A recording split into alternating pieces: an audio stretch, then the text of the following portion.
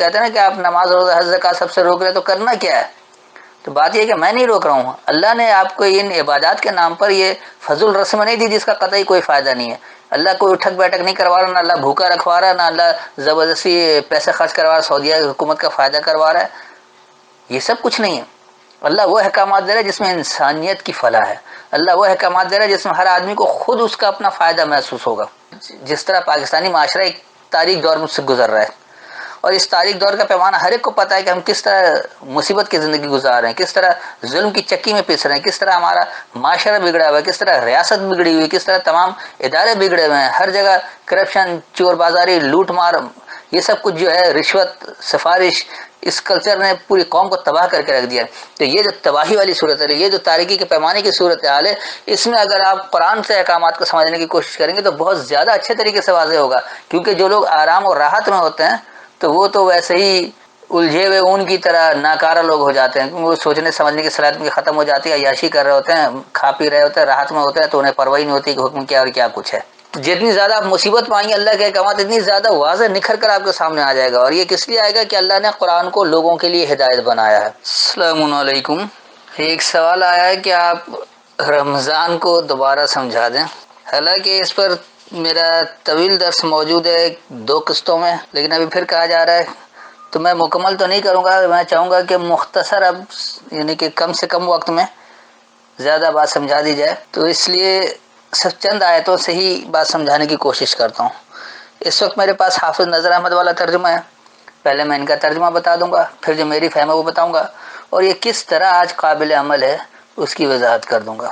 تو اس کے لیے آپ سورہ بقرہ اور اس کی آیت نمبر 183، 84 اور 85 یعنی 1 کی 183، 184 اور 185، ان 3 آیتوں کو آج دیکھ لیتے ہیں۔ اس کے بعد میں اس کا دوسرا حصہ مزید 3 آیتوں سے کر دوں گا تاکہ بات بہت زیادہ واضح ہو جائے، پھر کہیں سے سوال ہوگا تو اس کو بعد میں دیکھا جائے گا۔ پہلے حافظ نذیر احمد والا ترجمہ۔ اے لوگو جو ایمان لائے ہو، مومنو، تم پر روزے فرض کیے گئے ہیں جیسے تم سے پہلے لوگوں پر فرض کیے گئے تھے، تاکہ تم پرہیزگار بن جاؤ۔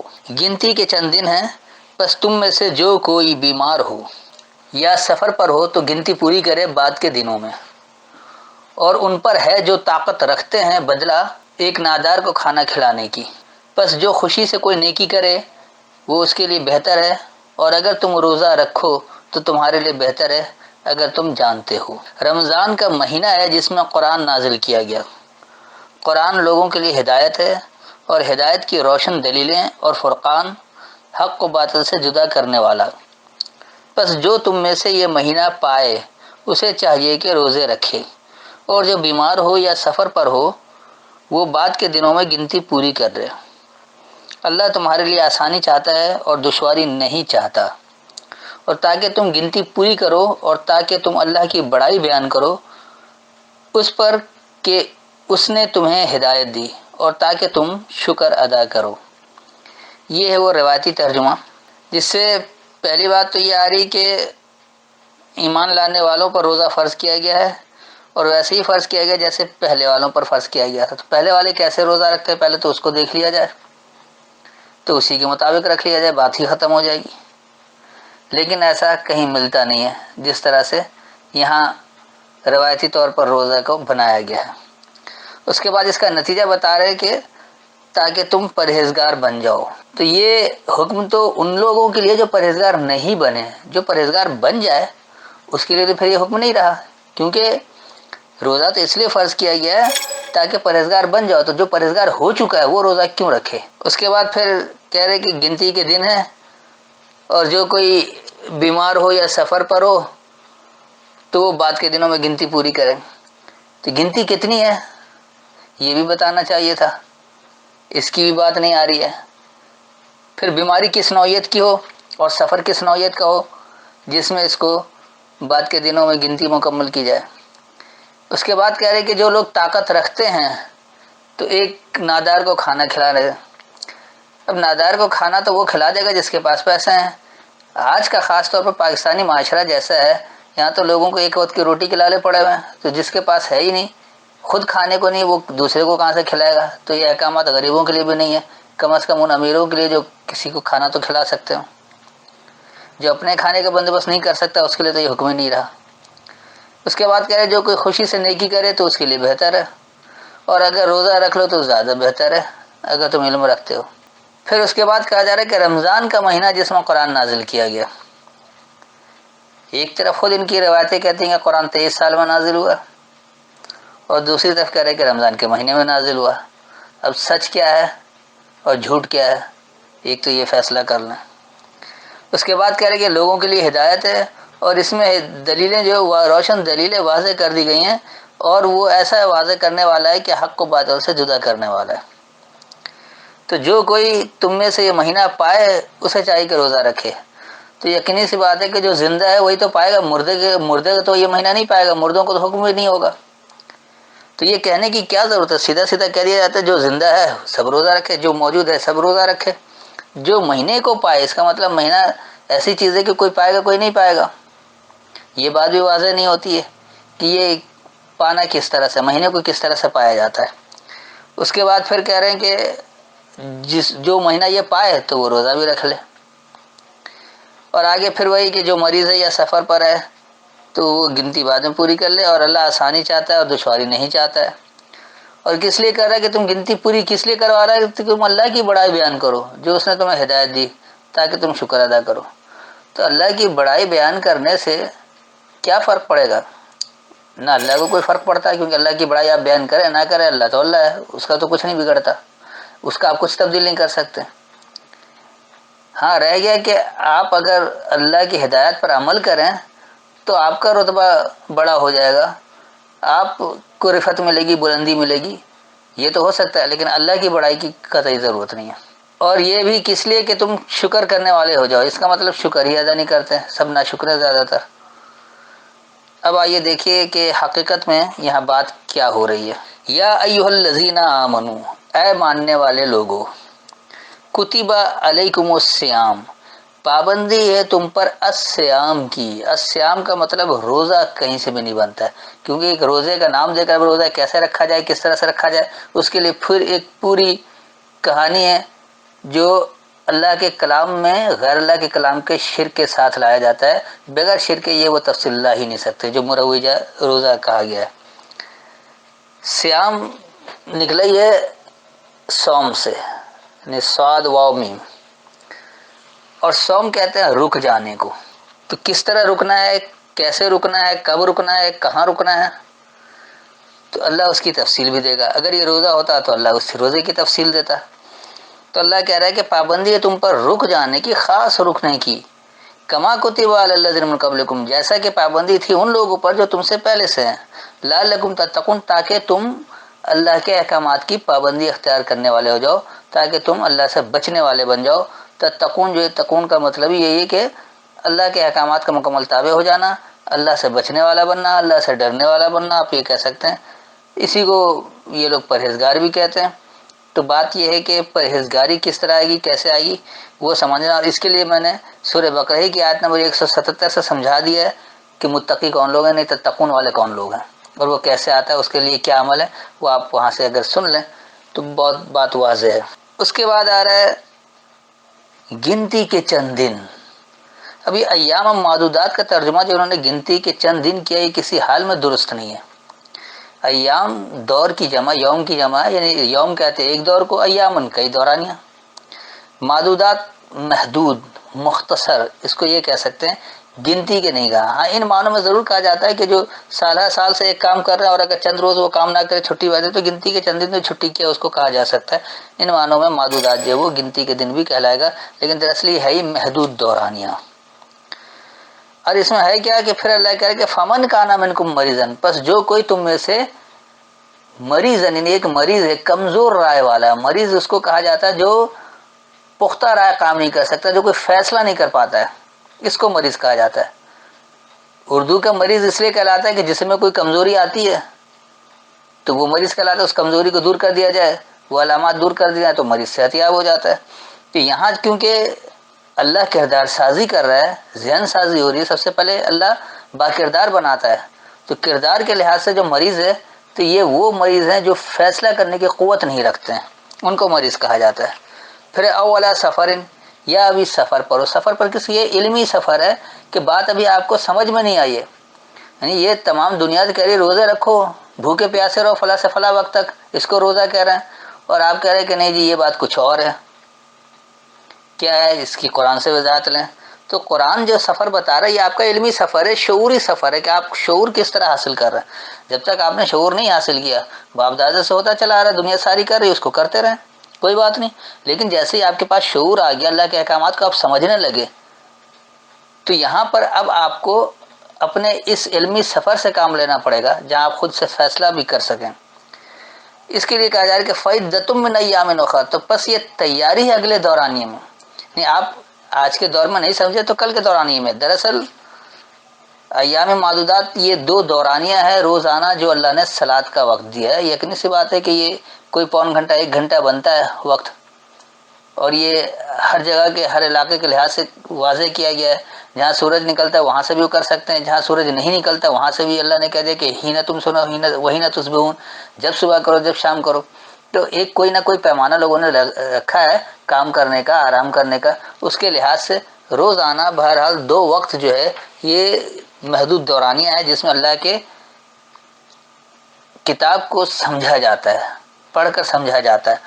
اور اس کے سمجھنے کے لیے دلیل سے بحث کی جاتی ہے جس کو اللہ حج کہتا ہے، حجت ہوتی ہے. یعنی حج جو ہے جب آپ سمجھنے بیٹھتے ہیں یہ صلاۃ ہے، اور جب آپ اس کو سمجھنے کے لیے دلیل سے بحث کرتے ہیں وہ حج ہے. اور جب وہ ساری باتیں سمجھ میں آ گئیں کہ کیا کچھ ہے، تو اب آپ کا ہر وہ عمل جو اس کے خلاف جا رہا ہے، جو قرآن کے احکامات کے خلاف جا رہا ہے، جو اللہ کے احکام کے خلاف جا رہا ہے، اس سے رک جانا، اس کو اللہ نے صیام کہا ہے. یعنی ہر اس عمل سے رک جانا جو قرآن کے خلاف ہے، جو اللہ کے احکامات کے خلاف ہے، اس کو اللہ صیام کہتا ہے. اور جو کچھ سمجھ میں آئے اس کو اپنے عمل سے فروغ دینے کا نام زکوٰۃ ہے.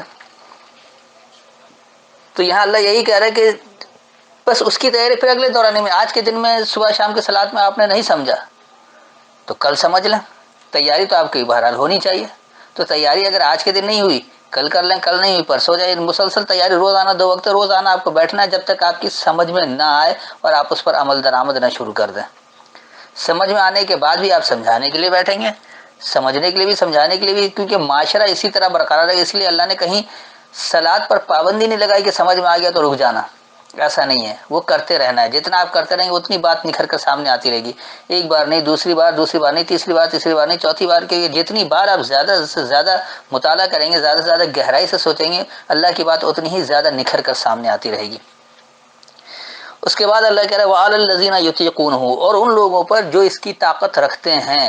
یعنی کہ اس کی اللہ کے احکامات کو سمجھ کر اب ہر اس عمل سے جو آپ کا اس کے خلاف اس سے رک جانے کی طاقت رکھتے ہیں، تو ان کا پہلا کام کیا ہوگا کہ اب وہ معاشرے کے ہر کام سے جب نکلتے چلے جا رہے ہیں تو ان کا کام کیا ہے کہ فدیۃ طعام مسکین، نعم البدل جو ہے، فدیہ کہتے ہیں نعم البدل کو، یعنی کہ مال دے کر یا کسی کو کھانا کھلا کر اس سے آپ بچ گئے. تو وہ نعم البدل کیا ہے؟ ایک سکون والے، ایک ٹھہراؤ والے کی ضروریات زندگی. اگر فمن تطوع خیرا، پس جو کوئی تم بھلائی سے خوشی، یعنی خوشی سے کوئی بھلائی کرو، خیرن کہتے ہیں بھلائی کو، بہتری کو. تو جو تم خوشی سے بہتری کرو، جو تم خوشی سے بھلائی کرو، فہو خیر لہ، پس وہی بہتر ہے اس کے لیے. وان تصوموا، اور یہ کہ تم رک جاؤ، خیر لکم، تمہارے لیے بہتر ہے، ان کنتم تعلمون، اگر تم علم رکھتے ہو. یعنی اب آپ کو جتنی بات واضح ہوتی رہی آپ کو اس سے رک جانا ہے اگر آپ علم رکھتے ہیں. علم رکھنے کے باوجود اگر آپ نہیں رک رہے ہیں تو وہ پھر منافق کے اس میں آدمی چلا جاتا ہے.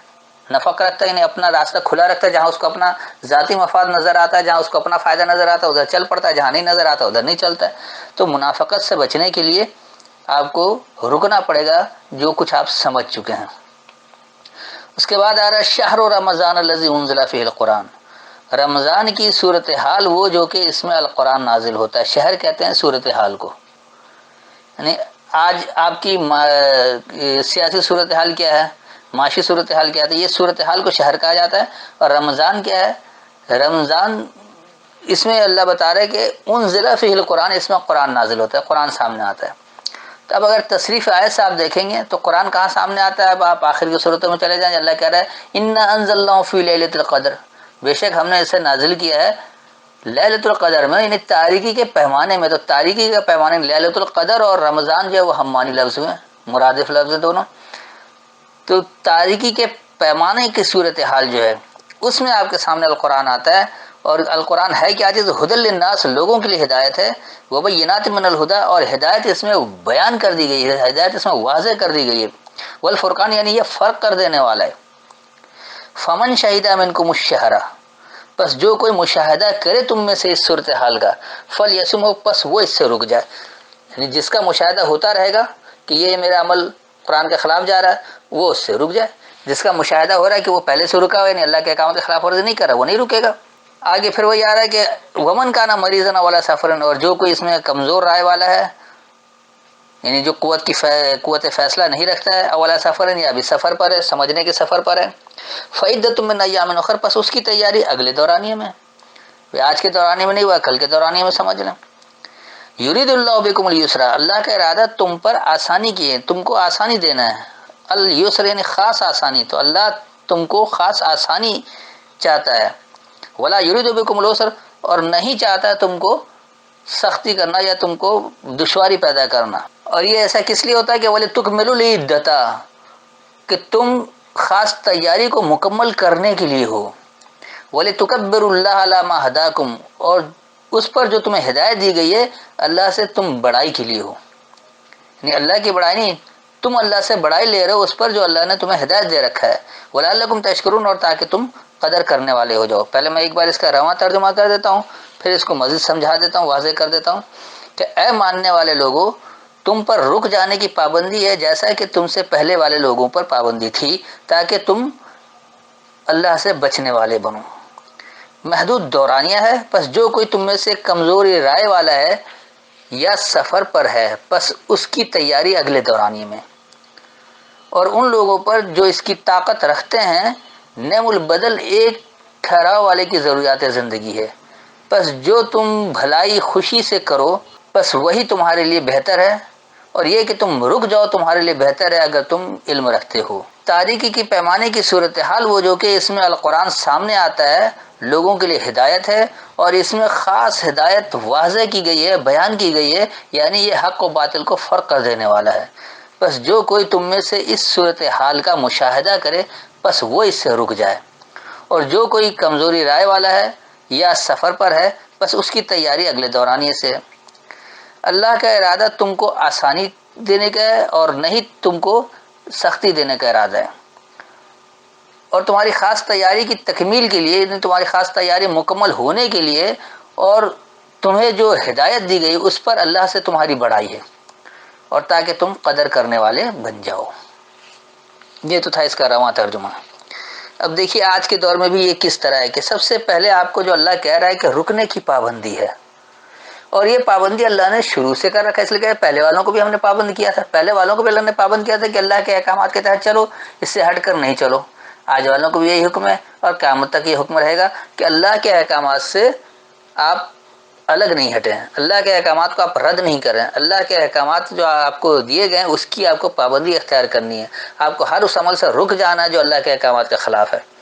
تو ماننے والے لوگوں پر یہ خاص رکنے کی پابندی اسی طرح سے جیسے اللہ نے پہلے والے لوگوں پر بھی دیا تھا، اور یہ کس لیے کہ اللہ کے احکامات کی پابندی اختیار کرنے والے بن جائیں، اللہ سے بچنے والے بن جائیں، یعنی آپ اللہ کے خاص فرما بردار بن جائیں۔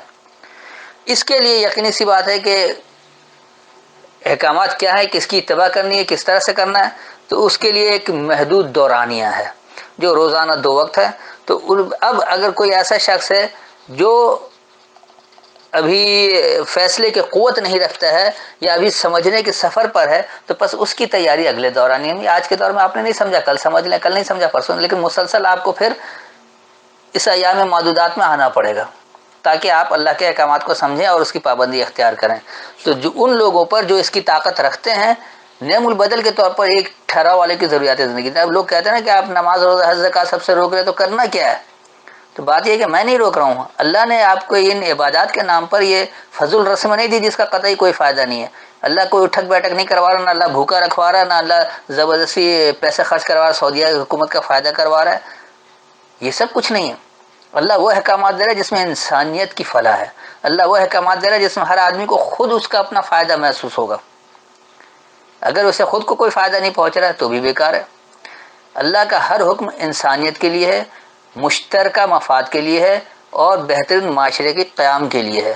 اگر ایسا نہیں ہو سکتا تو یہ فضول رسمیں ہیں، سب کچھ بیکار ہے۔ تو جب آپ سب کچھ رکیں گے تو کیا ہوگا؟ کیونکہ اب آپ جھوٹ بولنے سے رکیں گے، ناپ تول میں کمی کرنے سے رکیں گے، ناحق مال کھانے سے رکیں گے، کسی کا مال ناحق باطل طور پر نہیں کھائیں گے، تو اب ضروریات زندگی کم از کم جو ایک ٹھہراؤ والا ہے، جو سکون میں آ گیا ہے، اس کی ضروریات زندگی آپ پوری کریں تاکہ وہ بھی اپنے پاؤں پر کھڑا ہو جائے۔ تو ہر وہ خوشی بہتر، خوشی جو آپ خوشی سے کرنا بہتری، تو وہی آپ کے لیے بہتر ہے۔ اور اگر آپ رکیں گے، یعنی ہر اس عمل سے رک جائیں گے جو اللہ نے آپ کو حکم نہیں دیا ہے، تو یقینی سی بات ہے وہ زیادہ بہتر ہے اگر آپ علم رکھتے ہیں۔ اس کے بعد یہ بتا دیا کہ یہ کرنا کب ہے کہ وہ جو تاریکی کے پیمانے والی صورتحال ہے، یعنی آج جس طرح پاکستانی معاشرہ ایک تاریک دور سے گزر رہا ہے، اور اس تاریک دور کا پیمانہ ہر ایک کو پتہ ہے کہ ہم کس طرح مصیبت کی زندگی گزار رہے ہیں، کس طرح ظلم کی چکی میں پس رہے ہیں، کس طرح ہمارا معاشرہ بگڑا ہوا ہے، کس طرح ریاست بگڑی ہوئی ہے، کس طرح تمام ادارے بگڑے ہوئے ہیں، ہر جگہ کرپشن، چور بازاری، لوٹ مار، یہ سب کچھ جو ہے، رشوت، سفارش، اس کلچر نے پوری قوم کو تباہ کر کے رکھ دیا۔ تو یہ جو تباہی والی صورت ہے، یہ جو تاریکی کے پیمانے کی صورت حال ہے، اس میں اگر آپ قرآن سے احکامات کو سمجھنے کی کوشش کریں گے تو بہت زیادہ اچھے طریقے سے واضح ہوگا، کیونکہ جو لوگ آرام اور راحت میں ہوتے ہیں تو وہ تو ویسے ہی الجھے ہوئے اون کی طرح ناکارہ لوگ ہو جاتے ہیں، کیونکہ وہ سوچنے سمجھنے کی صلاحیت ان کی ختم ہو جاتی ہے، عیاشی کر رہے ہوتے ہیں، کھا پی رہے ہوتے ہیں، راحت میں ہوتے ہیں، تو انہیں پرواہ نہیں ہوتی کہ حکم کیا اور کیا کچھ ہے۔ جتنی زیادہ آپ مصیبت پائیں گے، اللہ کے احکامات اتنی زیادہ واضح نکھر کر آپ کے سامنے آ جائے گا۔ اور یہ کس لیے آئے گا کہ اللہ نے قرآن کو لوگوں کے لیے ہدایت بنایا ہے، اور اس میں ہدایت اس طرح واضح کر دیا گیا کہ حق اور باطل کو فرق کو مٹا ڈالتے ہیں، حق اور باطل بالکل واضح کر دیتا ہے کہ حق کیا ہے اور باطل کیا ہے۔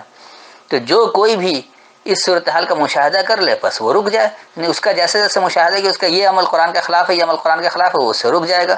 اور جو کوئی اب بھی اپنے رائے کی کمزوری رکھتا ہے اور ابھی بھی وہ سمجھنے کے سفر میں ہے، تو اس کی تیاری جو اگلے دورانیے میں، کیونکہ اللہ جو وہ تمہارے لیے آسانی چاہتا ہے، تم کو آسانی دینا چاہتا ہے، وہ تم کو جو ہے وہ سختی کرنا نہیں چاہتا ہے۔ اور یہ سب کچھ، یہ تیاری آپ کی کیسے مکمل ہوگی، اس کی تکمیل تیاری کی کیسے ہوگی کہ جو اللہ آپ کو ہدایت دے رہا ہے آپ اس کی بڑائی کے لیے سامنے آ جائیں گے۔ اللہ کے احکامات جیسے جیسے آپ کو سمجھ میں آ رہا ہے، اللہ کی ہدایت جیسے جیسے سمجھ میں آ رہا ہے، اس پر عمل کریں گے تو آپ خود بڑائی کی طرف جائیں گے، اور اللہ سے آپ کی بڑائی واضح ہوتی رہے گی۔ اور یہ سب کچھ کب ہوگا؟ جب آپ اس کی قدر کرنے والے ہوں گے، جب آپ اس کے شکر کرنے والے ہوں گے۔ اگر آپ کو قدر ہی نہیں ہے، اللہ کہہ رہا ہے ہمیشہ سچ بولو، آپ جھوٹ بولتے چلے جا رہے ہیں، آپ نے اس کی قدر ہی نہیں کی۔ جب آپ قدر نہیں کریں گے تو آپ کو نتیجہ بھی نہیں ملے گا۔ اچھے نتائج کے لیے، بہترین معاشرے کے قیام کے لیے، معیشت کو بہتر بنانے کے لیے، معاشرے کو بہتر بنانے کے لیے، اخلاقی اقدار کو بلند کرنے کے لیے، اپنے حیثیت کو، اپنے مقام کو رفعت دینے کے لیے ضروری ہے کہ اللہ کے احکامات کو غیر اللہ کے کلام کے شرک کے بغیر سمجھا جائے اور ہر اس عمل سے رک جایا جائے جو اس کے خلاف ہے۔ تو امید ہے اتنی وضاحت کافی ہے، پھر بھی اس میں کوئی سوال ہو تو بعد میں پوچھ سکتے ہیں۔ انشاءاللہ اس کا اگلا حصہ جو ہے وہ 1-2 دن میں پھر اسے کر دیا جائے گا۔ السلام علیکم۔